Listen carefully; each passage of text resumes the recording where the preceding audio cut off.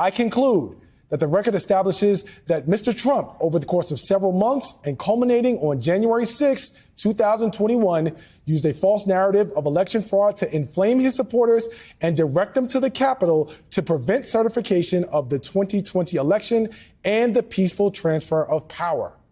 I likewise conclude that Mr. Trump was aware of the likelihood for violence and at least initially supported its use, given he both encouraged it with incendiary rhetoric and took no timely action to stop it. Hey there, guys. Welcome to the channel. Guys, things are starting to go very, very badly. Sadly, starting to go very, very badly for the unelected Democrat operative who is currently posing as the Maine Secretary of State, right? At least that's what she's saying. And I don't know what to believe. It never takes long for a leftist to unfold and take out their victim card, basically anytime a camera's nearby. So I'll show you what I'm talking about in a moment. But first, guys, if you haven't already, please help the channel continue to grow.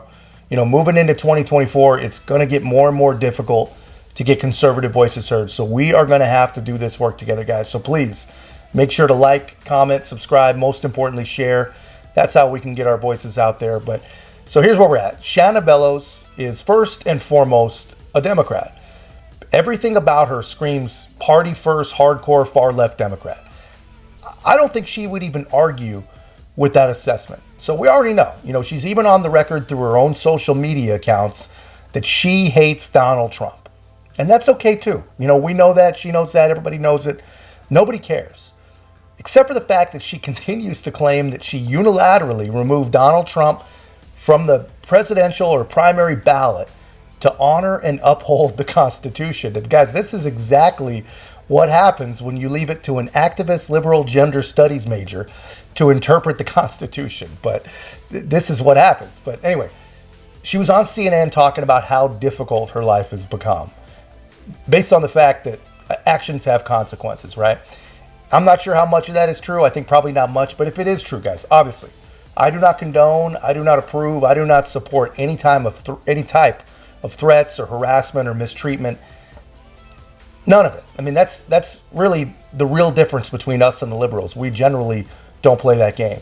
But let's have a look at what she has to say. That request was after the hearing. Yeah. I said it was before your decision was made, but I understand what you're saying, that they were required, according to Maine law, you're saying to do that before the hearing had even happened, which they did not do. They just did it in recent days. But the basis was your social media post, which you say had no bearing on your decision.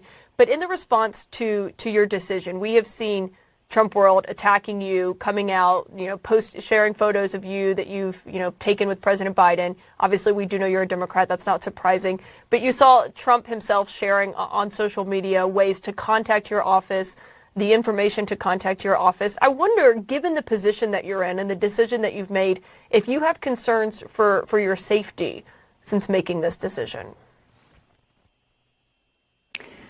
I was prepared for the possibility of threats, and I really appreciate law enforcement and the people around me who've been incredibly supportive of my safety and security.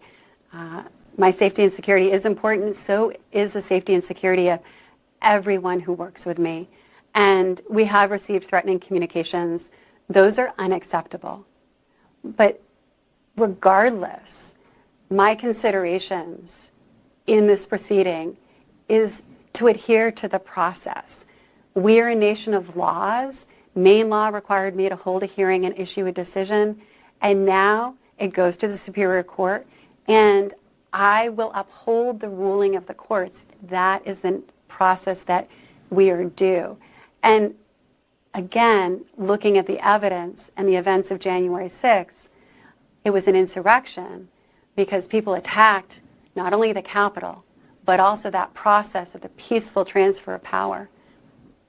It's notable to hear you say that you have gotten threats because of this decision. I mean, how concerning have those threats been to you?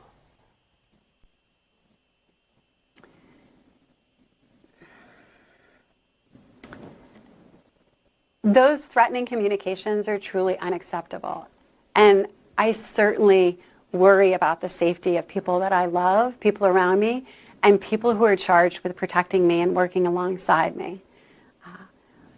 That being said, we are a nation of laws, and that's what's really important. And so I've been laser focused on that obligation to uphold the Constitution. Maine Secretary of State Shenna Bellos, obviously, no one should get threats like that for. Yeah, so you guys see that. Pretty amazing stuff. I don't even know what else to say about that. I mean, I've actually been spending a fair bit of time thinking and wondering how any elected official could, one, believe that they actually have this kind of power, and two, misread and misunderstand the Constitution and their role in upholding it so incredibly bad. How could any one person get it so wrong? And here's what I've come to believe, I think. She can't. She can't believe it. There is no way that she actually believes that this is the right thing. And there's probably no way that she believes that she has this power. In fact, she cannot believe that. All this is a publicity stunt. This is meant to be some sort of jump start for a more dynamic political career, or who knows, some sort of MSNBC payday, right? I have no idea, but I have a feeling that she's about to start making the rounds on all the usual liberal echo chamber shows, right? I think CNN was just the beginning. But one thing she said, she's right. She's absolutely right. We are a nation of laws. And my guess is that this woman has probably broken quite a few. But that's all I've got, guys. I would really, really love to hear what you guys think about it. So let me know your thoughts in the comments. And if you haven't already, please make sure to like, comment, subscribe. Most importantly, share the channel. And we'll see you in the next one.